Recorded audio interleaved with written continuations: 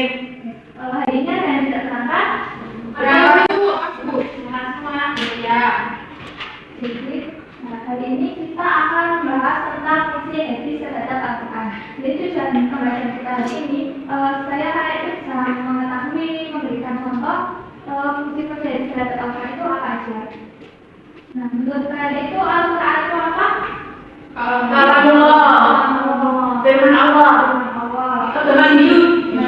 Kita umat Islam. Al-Quran itu adalah kalam Allah yang diturunkan kepada Nabi Muhammad melalui variasi beliau secara berangsur-angsur dan bacanya merupakan ibadah ya. Jadi Al-Quran itu sumber hukum pertama dalam Islam yang diturunkan kepada Nabi Muhammad melalui variasi beliau secara berangsur-angsur dan bacanya merupakan ibadah ya. Jadi Al-Quran itu dari Allah ya, bukan Nabi Muhammad yang menulis sendiri, itu bukan. Dari hadis saja, hadis cara bahasa itu apa? Perkataan yang perbuatan cerita. Jadi itu segala sesuatu yang dikeluarkan dari Nabi Muhammad selain Al-Quran, dari perkataan, perbuatan maupun hadis Nabi yang bersangkut dengan bicara. Jadi dari sini juga sumber hukum kedua dalam Islam setelah Al-Quran ya. Selanjutnya fungsi hadis. Apa fungsi hadis?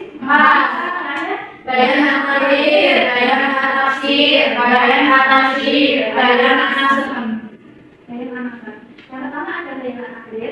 Jadi bayan akhir ini fungsinya bisa menambahkan juga memperkuat dari apa yang sudah diterangkan dalam Al-Quran. Jadi hadis itu memperkuat dan menambahkan yang ada dalam Al-Quran, bukan membuat sumber hukum baru. Ini contohnya ada hadis saatnya berpuasalah ketika kalian melihat ru'ya atau bulan sabit dan berbukalah ketika kalian melihat ru'ya bulan sabit.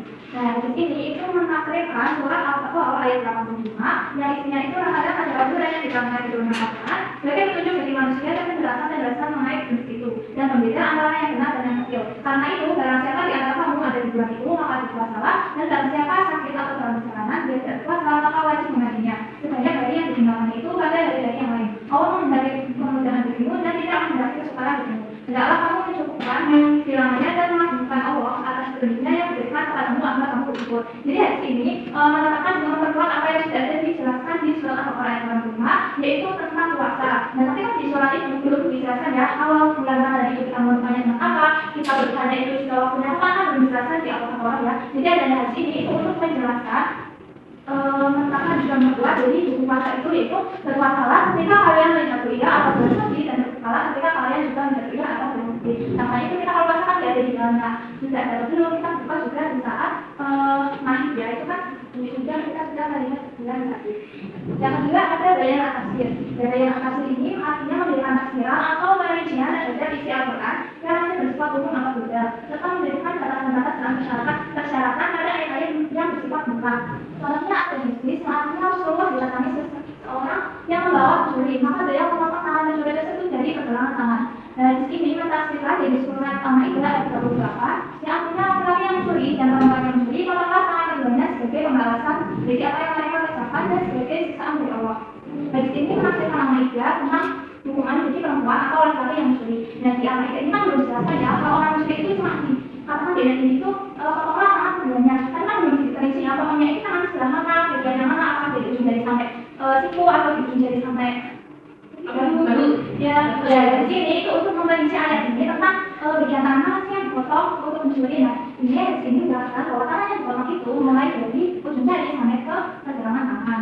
Yang ketiga ada bayan tafsir. Nah, bayan tafsir ini artinya memberi kepastian hukum atau ajaran-ajaran Islam yang tidak dijelaskan dalam Al-Quran. Nah, di dalam Al-Quran itu tidak semua ayat itu dijelaskan secara rinci, tapi yang dijelaskan cuma pokok-pokoknya saja ya. Jadi baru ada jenis untuk memberi kepastian hukum atau ajaran yang tidak dijelaskan dalam Al-Quran. Contohnya ada dari senang sahabat, yaitu Rasulullah dibaca takbirat pada umat Islam pada bulan Ramadan 1 atau minggu untuk setiap orang dari ketika atau benda laki-laki atau perempuan. Nah, di Al-Quran itu dijelaskan secara rinci ya.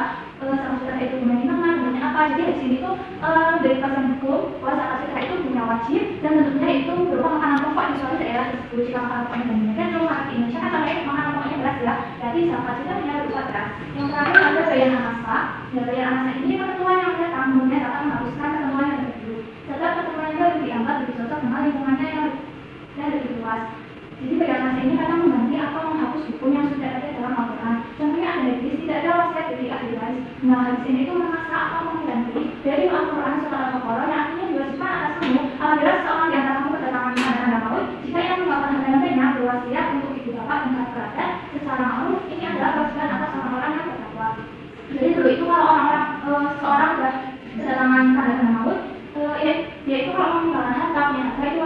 wasiat kepada ibu bapaknya atau kakeknya hartanya itu mau ke siapa. Nah sekarang itu ayahnya udah jenazah sama itu si itu tidak ada wasiat jadi ahli waris, jadi kita tidak wajib lagi. Ada yang mau ditanyakan? Tidak Bu. Tadi ada berapa? Masih ada di sana. Bayan tafsir, bayan tafsir, bayan tafsir, bayan tafsir, Ya bayan ini kan apa tadi? Nah, bayan akhir. Nomor Kalau yang memperjelas yang bayan mana? tafsir. Kalau yang mengganti hukum atau menghapus? Kalau memperjelas hukum, kalau tadi contohnya yang memperjelas pemotongan tangan untuk mencuri, Tafsir. ya. Masya Allah. Rahasia? Bayan masak. Kalau tentang zakat fitrah, Tafsir. zakat. Sudah Bu. Kalau yang ini, itu dia bayan mana? Coba. Sampai iya berburu itu dari sini ada di situ. Kira-kira ikutnya bayan apa? Bayan tafsir. Tafsir. Karena nomor 12. Ya kok. Jadi kenapa saya tahu? Kenapa bayan akhir? Karena di sini tidak diterima sholat, karena di sini yang menjelaskan tentang tidak diterimanya sholat seorang yang berada sampai yang dulu, termasuk dari fungsi hadis sebagai bayan akhir. Karena di sini menegaskan dan menguatkan firman Allah adalah Quran surat Al-Maidah ayat 6 tentang kewajiban berwudu sebelum sholat. Dan di sini tidak membawa hukum baru, melainkan menetapkan bahwa syarat sah sholat sebagaimana disebutkan dalam Al-Quran memang harus dipenuhi. Dan di sini memperkuat ketentuan yang sudah ada tanpa menambah atau mengubahnya. Masya Allah. Ini maksudnya bayan akhir ya, karena memperkuat hukum yang ada di Al-Quran. Dari sini jelaskan tentang tidak menerima sholat seseorang yang berada sampai ia berburu. Ini itu memperkuat dari Al-Maidah ayat 6, yang artinya